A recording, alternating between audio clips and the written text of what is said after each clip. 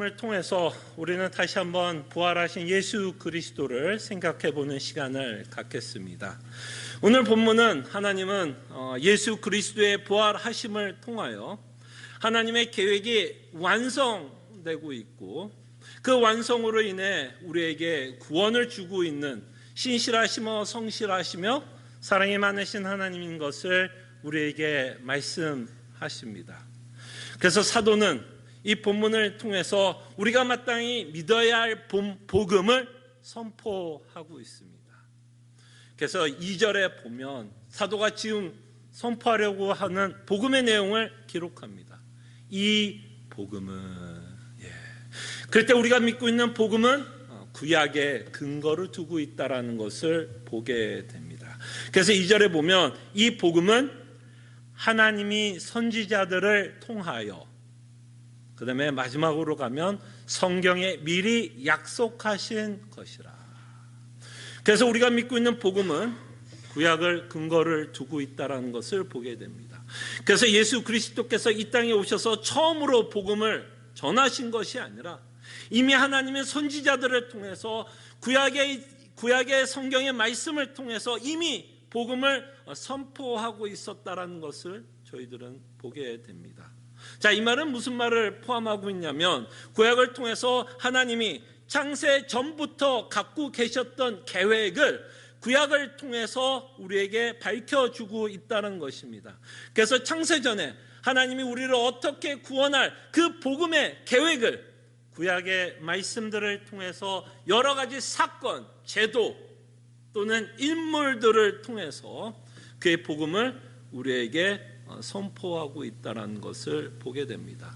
그래서 예수 그리스도께서 이 땅에 오셔서 하나님의 나라를 선포하며 그가 오신 이유 중에 하나가 복음을 선포하려고 이 땅에 오셨는데 그 복음은 이미 구약을 통해서 우리에게 말씀한 것이요, 예수 그리스도께서 이 땅에 오셔서 복음을 선포하시는 것을 통해서 우리는 다시 한번 하나님의 신실하심과 성실하신 속성을 보게 됩니다.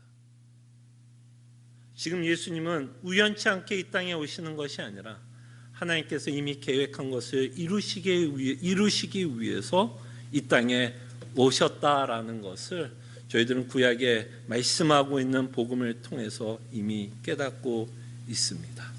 그래서 우리가 믿고 있는 복음은 구약을 근거로 하고 있고 예수 그리스도의 복음의 풍성함을 저희들이 믿기 위해서는 구약에 있는 그 복음의 메시지를 우리가 더욱더 알아야 할 것을 말씀드립니다. 근데 이 복음의 주인공은 아들이십니다. 계속해서 2절에 보면 이 복음은 하나님이 선지자들을 통하여 누구에 관한 것? 그의 아들에 관한 것입니다. 우리가 믿고 있는 복음의 근거는 이 아들에 근거하고 있다는 거예요. 그래서 우리는 이 복음을 생각했을 때 그냥 지식적으로 깨닫는 것이 아닙니다. 그냥 관념적이고 개념적인 내용이 아니라 이 아들과 우리는 인격적인 만남, 인격적으로 교제, 인격적으로 사귐을 통해서 우리는 이 복음을 깨닫게 됩니다. 그래서 그 아들에 관해서 우리는 먼저 좀 이해할 부분이 있습니다. 이 아들은 어떤 아들이었냐면 영원전부터 계신 아들이었어요. 영원전부터 계신 하나님이었고 만왕의 왕이셨고 하나님과 삼위의 하나님과 함께 존재한 만왕의 왕이셨고 하나님이 갖고 있는 모든 속성을 예수 그리스도도 갖고 있습니다. 그래서 우리가 좋아하는 소유리 문답, 특별히 웨스트민스터 소유리 문답에 보면 삼위일체를 설명하면서 이 삼위의 하나님은 똑같이 영광과 권세를 갖고 있다라고 표현을 합니다. 이 말을 통해서 예수 그리스도는 영원전부터 하나님이셔 영원전부터 하나님과 똑같은 속성을 갖고 있었기 때문에 그는 마땅히 영광을 받아야 할 만왕의 왕이었다라는 것을 우리에게 말씀합니다. 그래서 우리는 이 예수 그리스도에 관해서 명확하게 알 필요가 있는데 그 예수에 관해서 그 아들에 관해서 사도는 이렇게 기록합니다. 육신으로 오셨다고 말씀해요. 육신을 따라 다윗의 혈통에서 나셨다라고 합니다. 이 짧은 구절 안에는 사실은 어마어마한 내용이 사실 이렇게 농축, 집약, 요약되고 있다라고 여러분들 생각해 보셨으면 좋겠어요. 이 아들에 관하여선 육신으로 오셨다고 말씀하십니다. 육신. 이 육신이라고 말을 하면 여러분들은 이미 생각이 날 것입니다. 창세기 3장이 기억나지 않으세요? 아담이 죄를 짓자마자 하나님은 이미 아담에게 복음을 전하셨어요. 여자의 후손을 통해서 구원자가 나실 것을 말씀하셨고 메시아가 날 것을 말씀하셨습니다. 여자의 후손으로 이 땅에 오신다면, 여자의 후손이라면 당연히 그 메시아는 육체를 가지고 육신을 갖고 이 땅에 오실 것을 창세기 3장을 통해서 이미 말씀하고 있고, 예수 그리스도께서 육신을 갖고 이 땅에 오셨다는 얘기는 이미 창세기 3장을 통해서 하나님께서 약속하고 있는 그 약속의 내용이 성취되고 있다는 것을 보게 됩니다.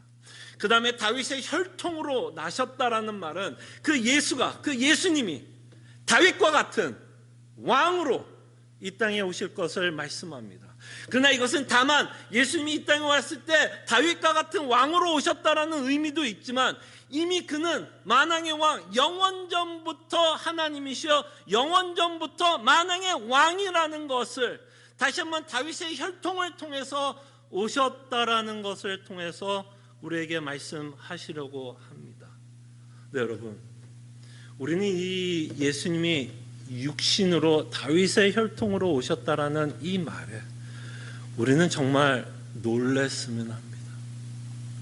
이 말씀이 우리에게 익숙하게 들리는 게 아니라 정말 놀랐으면 좋겠어요. 어떻게 이런 일이 있을 수 있을까를 우리가 이 본문을 통해서 맛봤으면 합니다. 여러분, 예수님이 왜 육신의 몸을 입고 이 땅에 오셨나요? 예수님이 왜 육신의 몸을 입고 이 땅에 오셨나요? 여러분과 우리와 같은 죄인을 구원하기 위해서 예수님은 육신의 몸을 입고 오셨습니다. 이 말에는 뭐예요? 그가 얼마나 한없이 낮아지셨음을 보여줍니다. 우리가 예수 그리스도가 정말 만왕의 왕, 영원전부터 계신 하나님, 영광과 권세를 가지신 그 하나님이 우리 같은 죄인을 구원하기 위해서 끊임없이 하나님을 대적했던 우리 같은 죄인을 살리기 위해서 그가 육신의 몸을 입고 이 땅에 오신 이유는 우리를 구원하기 위해서, 우리를 대신하여 저주를 받기 위해서, 십자가를 짊어지기 위해서 그는 잠시 자신의 권세를 내려놓으시고 종으로 오셔서 우리를 섬기시기 위해서 이 땅에 오셨습니다.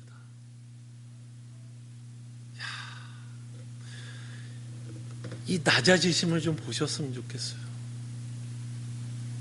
그래서 정말 우리는 이렇게 하나님이신 성자 예수님이 낮아지심을 통해서 우리는 정말 히브리서가 시편 8편을 인용하면서 이런 구절을 기억해야 됩니다. 우리가 무엇이고 한데, 사람이 무엇이고 한데, 여러분과 제가 무엇이고 한데, 이 만왕의 왕, 영원전부터 계시고 아쉬울 게 없으며 그 왕이 낮아지시고 겸손해지시며 고난의 길을 걷고 십자가의 길을 걸으며 사람들에게 능력을 받고 욕을 먹으며 조롱을 받고 사람들은 침을 뱉으며 자신도 구원하지 못하면서 누구를 구원할 수 있겠냐라는 그 조롱을 받고 십자가에 죽으십니다. 이건 정말 이 세상의 어떤 역사적인 사건보다 정말 놀라운 사건이 아닌가 싶습니다.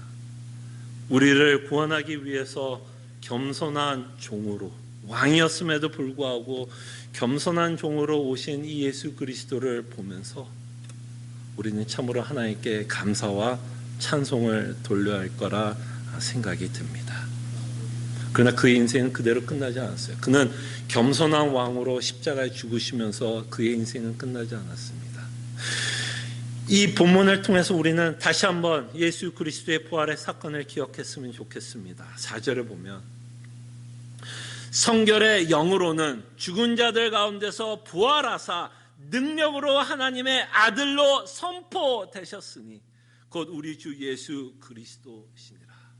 사도가 뭐를 우리에게 설명하고 싶으냐면 예수 그리스도가 한없이 낮아지셔서 우리를 구원하기 위해서 한없이 낮아지셨지만 다시 한번 예수 그리스도의 부활하심을 통해서 원래 누구였음을 우리에게 말씀하시는 겁니다. 예수 그리스도의 부활하심을 통해서 사도는 이렇게 말씀하고 있죠. 능력으로 하나님의 아들로 선포되셨으니.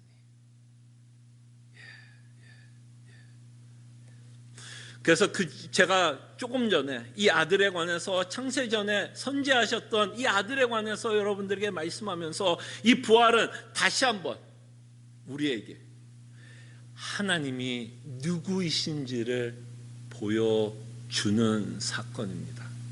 그가 누구였으며 그가 우리에게 어떤 존재였는지를 우리에게 말씀하십니다. 그래서 우리는 이 부활하신 예수 그리스도를 통해서 우리는 이렇게 고백하지 않습니까? 4절 마지막 보면 곧 우리 주 예수 그리스도시니라. 그 전에 우리가 뭐 했죠? 모든 사람들과 같이 하나님을 대적했어요. 우리도 그 십자가, 예수님이 십자가에 못 박혔을 때 그 자리에 있었으면 우리도 다르지 않았을 것입니다. 우리도 똑같이 예수님을 조롱했을 것입니다. 그러나 그 부활하심을 통해서 우리는 이제는 압니다. 아, 그 예수님이 우리의 왕이시구나. 그분이 영원전부터 계신 만왕의 왕이시구나. 그래서 우리는 그 부활하신 예수 그리스도를 통해서 다시 한번 예수 그리스도를 우리 주, 내 왕, 영원한 왕이라는 것을 보게 되고 그것을 믿고 우리는 고백합니다. 자, 근데 이렇게 예수님의 부활하심은 하나님, 예수님이 누구인지 존재적으로 누구인지도 밝혀주고 있지만 사실 예수 그리스도의 부활하심을 통해서 하나님이 창세전부터 계획한 구원이 또는 구약을 통해서 우리에게 밝혔던 복음이 완성되고 있다는 것도 보게 됩니다. 그래서 사도는 로마서 4장 25절에 보면 이렇게 말씀하십니다. 주보를 참고하시면 될 것 같고요. 로마서 4장 25절에 보면 이렇게 말씀하십니다. 예수는 우리가 범죄한 것 때문에 내줌이 되고 바로 이 얘기예요. 육신으로 다윗의 혈통을 따라서 예수 그리스도께서 이 땅에 오신 이유는 우리처럼 저주를 받기 위해서, 우리의 저주를 받기 위해서. 그래서 그가 몸소 하나님께 저주를 받아서 십자가에 죽고 있는 내용을 사도는 짤막하게 이렇게 기록합니다. 예수는 우리가 범죄한 것 때문에 내줌이 되고, 다시 한번 이 자리에 이 본문에 우리는 놀라야 됩니다. 그리고 사도는 또한 이렇게 말씀합니다. 또한 우리를 의롭다 하시기 위하여 살아나셨느니라. 그래서 예수 그리스도의 부활하심을 통해서 구원이 완성되고 있는, 우리에게 전할 복음이 있음을 우리에게 말씀하십니다. 그의 부활하심을 통해서 이제는 우리가 죄인이 아니요, 비록 죄성을 갖고 살아가지만 신분상 우리는 의인이요, 이제는 하나님 앞에 의인된 자로서 하나님 앞에 쓰게 됩니다. 그래서 사도는 이 부활에 관해서 너무나 중요하게 말씀을 하고 있기 때문에 저희들이 조금 전에 교독했던 그 고린도전서 15절의 내용에 이렇게 말씀합니다. 그리스도께서 만일 다시 살아나지 못하였으면, 한번 생각해 보자는 거예요. 상상을 해보자는 거예요. 우리가 전파하는 것도 헛것이요. 왜 전파하는 것이 헛것이라고 말씀하냐면 전할 내용이 없다라는 얘기예요. 사도는 예수님이 그냥 죽음에서만 있다면 사도가 전할 내용이 없다라는 얘기예요. 그 말은 뭐예요? 복음이 없다라는 얘기고 우리의 구원이 완성되지 않았다라는 것입니다. 우리가 전파하는 것도 헛것이요, 또 너희 믿음도 헛것이며 더 이상 우리가 믿을 내용도 없다라는 것입니다.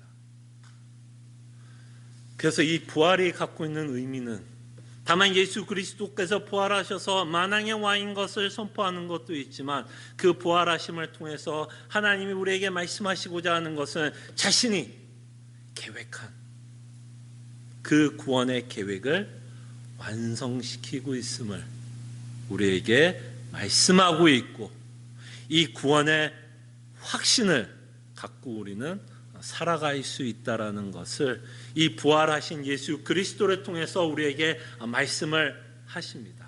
근데 4절에 굉장히 특이한 표현으로 예수 그리스도의 부활을 설명합니다. 사실 4절에 보면 사도는 직접적으로 예수 그리스도의 부활을 설명하지는 않아요. 아주 묘한 문장으로 그리스도의 복음을 설명하시는데요. 4절에 다시 한번 보겠습니다. 성결의 영어로는 죽은 자들 가운데서 부활했다고 표현합니다. 아니 여러분, 이 문맥상 사도가 말해야 될 부분은 뭐예요? 예수님이 부활하셨다라고 말씀하시는 게 맞는 말이죠. 근데 예수님의 부활을 말하지 않고 뭐라고 말씀하냐면 죽은 자들 가운데서 부활하사라고 말합니다.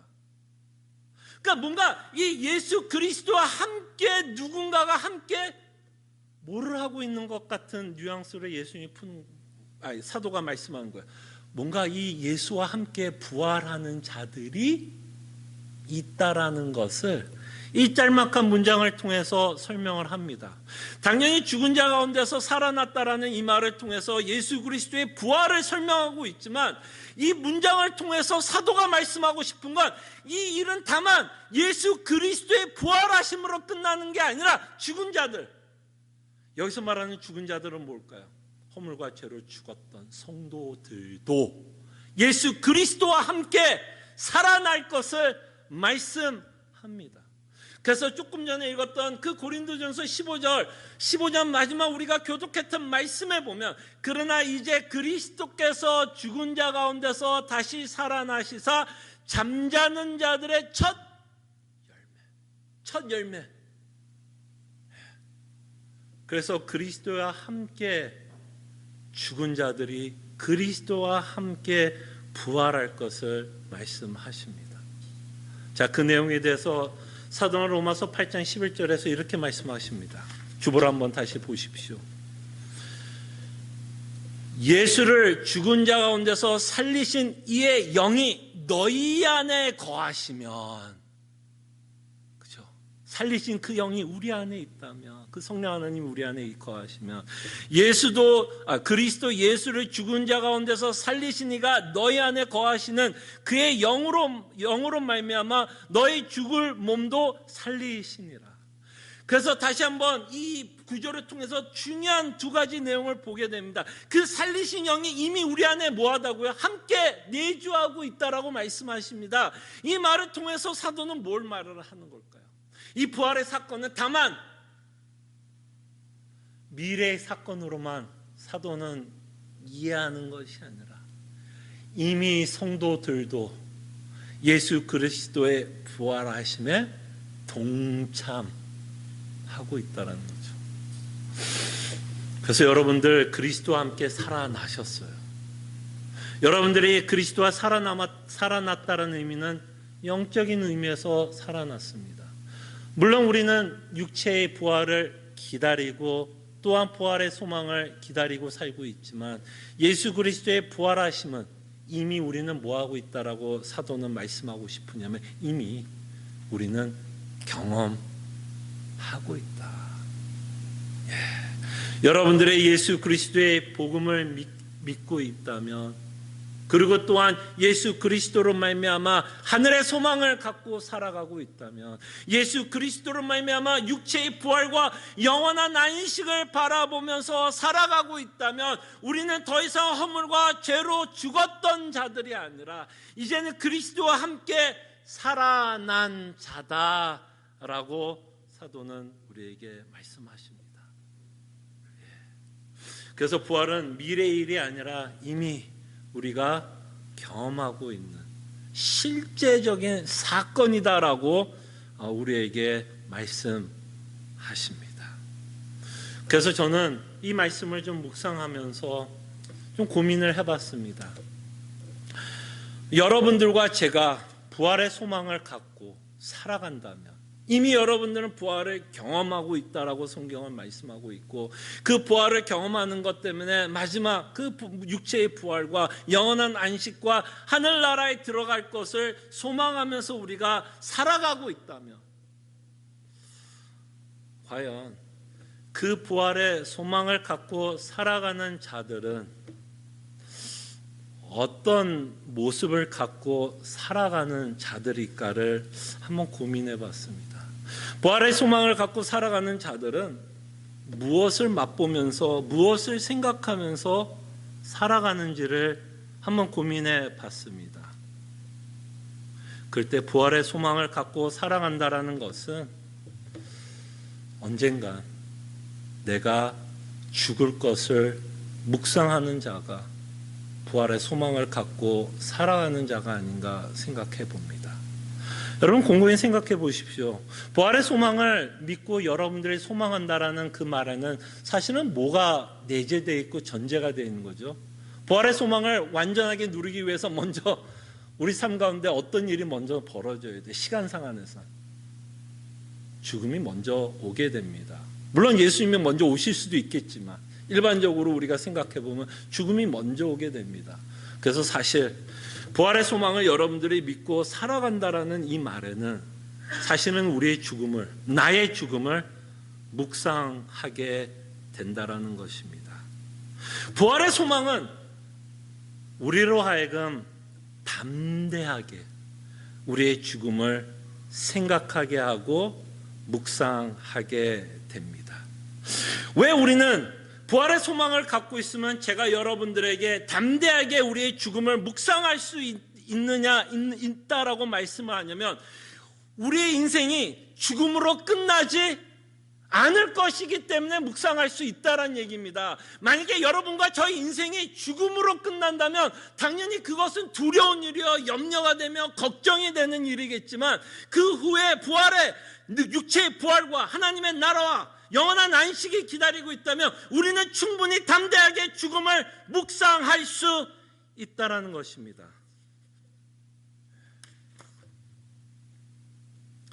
물론 우리는 죽음을 생각할 때 무섭고 절망스러울 수밖에 없을 것입니다. 죽음 자체를 우리가 경험하게 된다면 그 과정은 그것이 쉽다라고 이야기하는 것은 결탄코 아닙니다. 그러나 부활의 소망을 갖고 있다면 적어도 우리는 담대하게 우리의 죽음을 생각할 수 있을 것입니다. 그래서 생각해 봤습니다. 나는 언제 죽을까를 한번 생각해 봤어요. 나는 언제 죽을까? 저 얘기하는 거예요. 여러분 얘기하는, 나는 언제 죽을까? 1년이라는 시간이 주어졌을까? 아니면 5년이라는 시간이 주어졌을까? 또는 10년이라는 시간이 주어졌을까? 아니면 30년이라는 시간이 주어졌을까? 언제 나는 죽음을 맞이하게 될까를 생각하게 되더라고요. 그러면서 저는 또 재미나는 생각을 좀 한번 해봤습니다. 우리가 가끔 이런 말 하죠. 좀 재수 없는 일이 벌어진다던가 좀 놀랄 일이 벌어지면 우리가 가끔 이런 말 하죠. 야, 내가 너 때문에, 이 일 때문에 제명에 못 죽는다라는 우스갯소리를 합니다. 여러분 가끔 그런 농담 하세요? 그런 농담 하시는 분 들어봤어요? 어른들 가운데 내가 너 때문에 제명에 못 죽어. 너가 하도 속색이니까 내가 제명에 못 죽는다라는 표현으로 그냥 우스갯소리로 말을 합니다. 근데 여러분, 이 말에는 우스갯소리 같지만 이 말에는 우리가 갖고 있는 전제가 있는 것 같아요. 우리는 제명이라는 어떤 시간적 전제를 이미 갖고 있는 것 같아요. 여러분, 제명에 못 죽는다라는 의미는 뭐가 있어요? 뭔가 우리는 굉장히 오래 살 것 같은 생각에 그 말 하는 거 아닌가요? 안 그래요? 그러니까 믿는 우리도 우리의 인생이 굉장히 길 것 같아요. 길 것 같아요.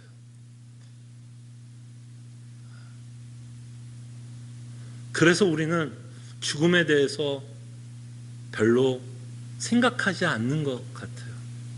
근데 부활의 소망을 우리가 믿고 있다면 어떻게 우리가 죽음에 대해서 생각 안 할 수 있고 언젠가 우리가 예수 그리스도를 만나는 날이 있을 텐데 어떻게 우리가 부활의 소망을 외치고 믿는다 그러면서 죽음을 생각하지 않는다는 건 어쩌면 우리는 부활의 소망을 묵상하고 살고 있지 않는 증거일 수도 있겠다라는 생각을 해봤습니다.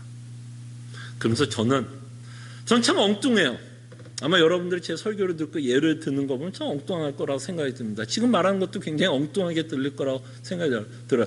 불편할 수도 있을 거라고 생각이 듭니다. 그러면서 저는 언제 죽을까도 생각해 봤지만 이 언제 죽을까를 생각하면서 또 이런 생각도 해봤어요. 나는 어떤 식으로 죽을까? 과연 나는 어떤 식으로 죽을까? 교통사고로? 사람들의 부주의로? 그러면서 사람들의 부주의로 죽을 수도 있겠다라고 생각하면서 또 이런 엉뚱한 생각을 해봤어요. 혹시 DUI 차에 치여서 죽을 수는 있지 않을까? 코로나 바이러스? 지금은 충분히 가능성도 있죠. 아니면 암? 알 수 없는 병? 아니면 정말 우리가 생각하는 대로 제명에 죽는다면 노안으로?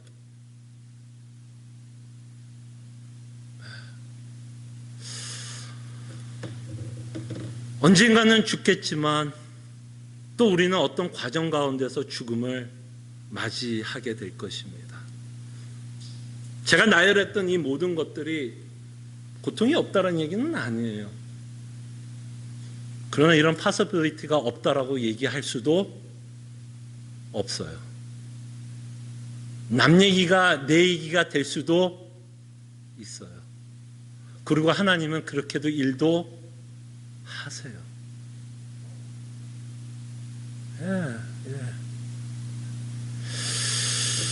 근데 사실 제가 제 죽음에 대해서 묵상해보고 언제일까 또는 어떤 식으로 죽을까를 생각해보니까요, 사실은 떨려요.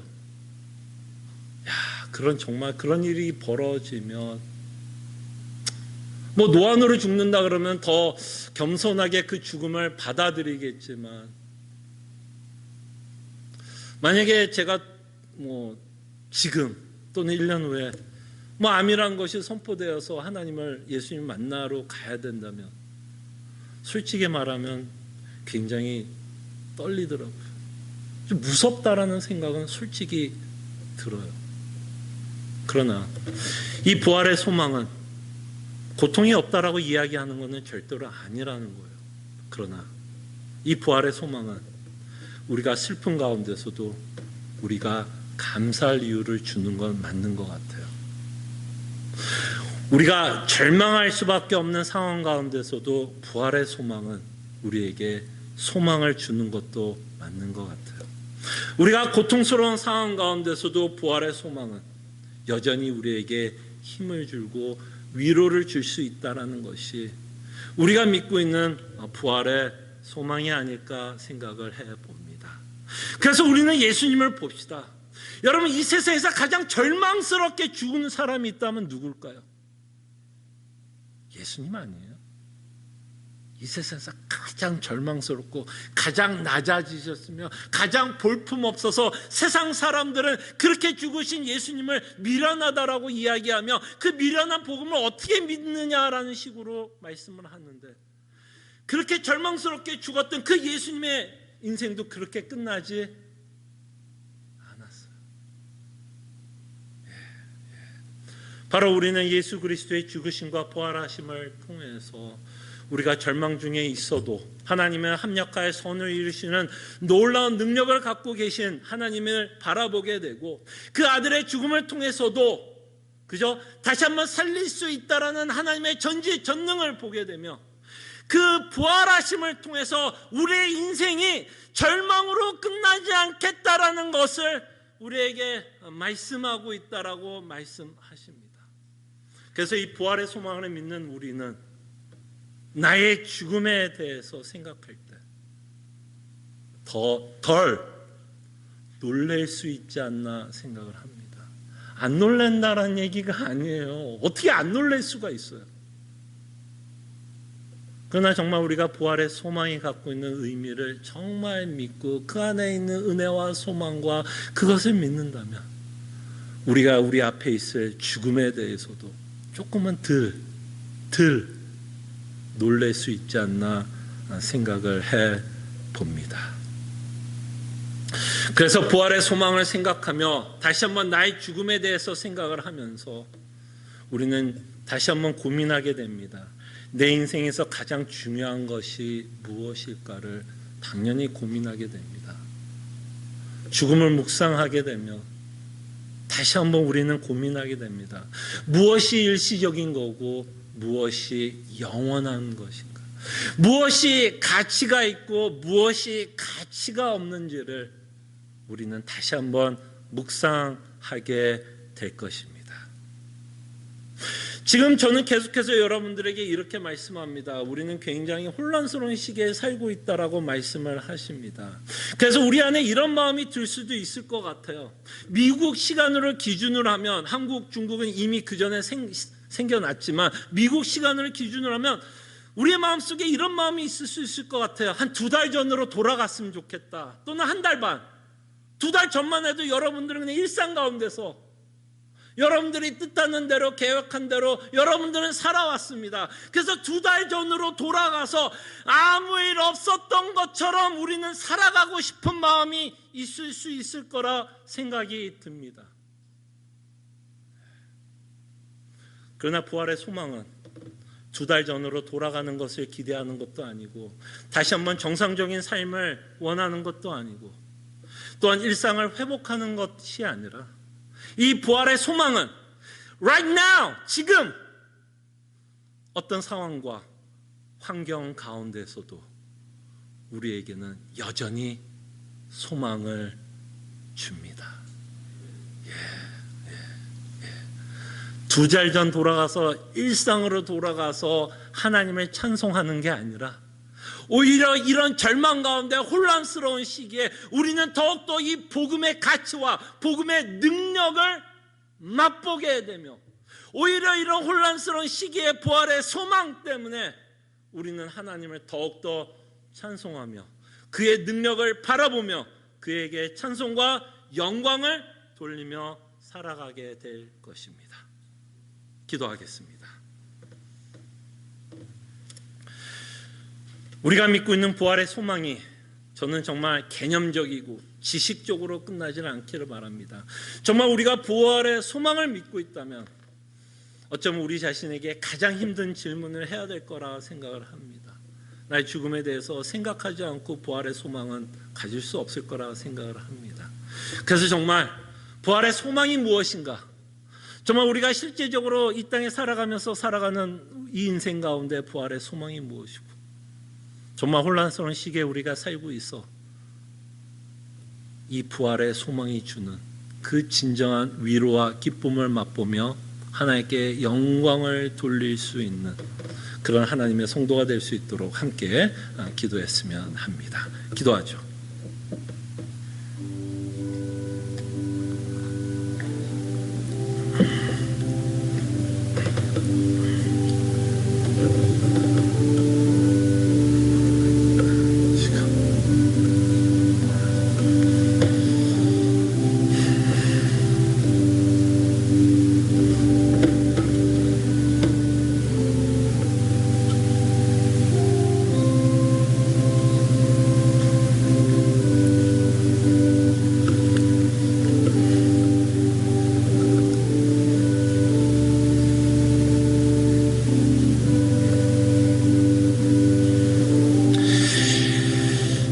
주님,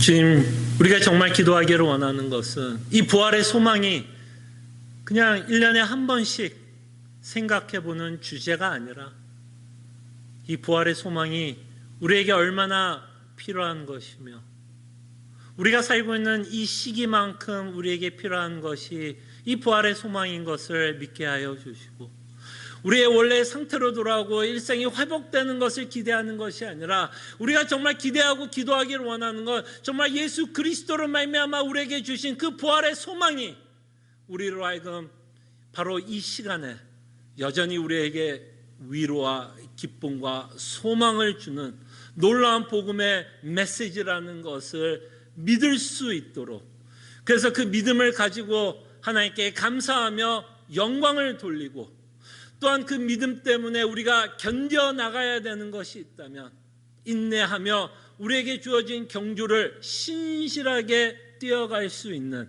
하나님의 백성들 되게 하여 주시옵소서.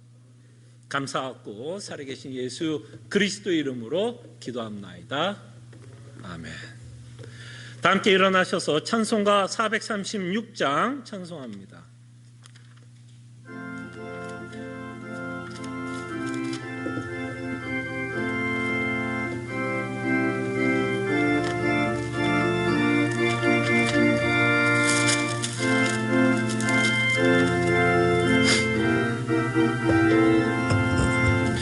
나 이제 주님의 새 생명 얻은 몸, 옛것은 지나고 새 사람이로다.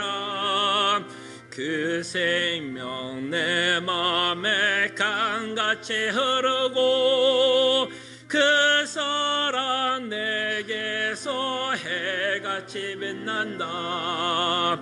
영생을 누리며 주 안에 살래라. 오늘도 내일도 주 함께 살래라. 주 안에 감추인 새 생명 얻으네. 이전에 좋던 것 이제는 값없다. 하늘의 은혜와 평화를 맛보니 찬송과 기도로 주 함께 살리라. 영생을 누리며 주 안에 살리라. 오늘도 내일도 주 함께 살리라. 산천도 조목도 새 것이 되었고 죄인도 원수도 친구로 변한다. 새 생명 얻은 자 영생을 노래네. 주님을 모신 맘 새 하늘이로다. 영생을 누리며 주 안에 살래라. 오늘도 내일도 주 함께 살래라. 주 따라가는 길 험하고 멀어도 찬송을 부르며 뒤따라가리라. 나 주를 모시고 영원히 살래라. 날마다 섬기며 주 함께 살래라.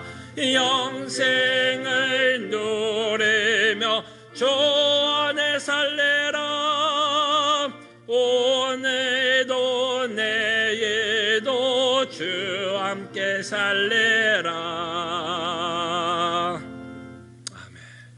하나님의 백성들이여, 하나님이 주시는 축복의 말씀, 위로의 말씀 믿으시기를 바랍니다.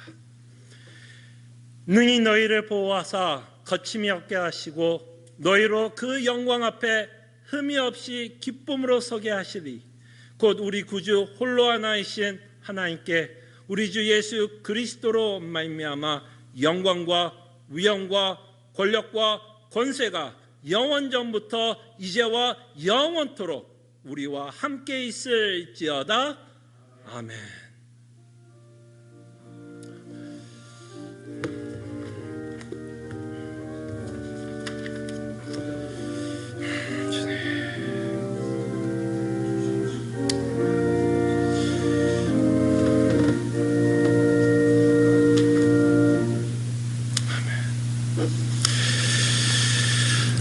부활주일 예배를 드리고 있는 모든 사랑하는 성도님 주의 이름으로 환영하고요. 끊임없이 이 부활의 소망은 오늘만 생각하는 주제가 아니라 계속해서 우리가 하나님을 만나는 예수 그리스도를 만나는 그날까지 끊임없이 우리가 부활의 소망을 갖고 살아가기를 소원합니다. 여러분들이 카톡방을 통해서 아마 보신 분들이 거의 계실 거라고 생각이 드는데요. 교회 소식 2번에 보면 연보에 관한 내용은 성도 카톡 단체방을 여러분들이 참고하시면 될 것 같고요. 교육부 예배도 매주 유튜브에 예배 영상을 올리고 있으니까요. 주일학교 학생을 둔 학부모님들은 끊임없이 좀 리마인드 해주시면 감사하겠습니다. 성경 공부 이번 주 고백서는 18장 구원의 확신입니다. 아마 여러분들이 성도의 견인에 대해서 여러분들이 잘 이해하고 믿고 있다면 사실 구원의 확신은 그냥 같이 한 패키지로 오는 것이다라고 여러분들이 좀 생각해 보면 좋을 것 같은데요.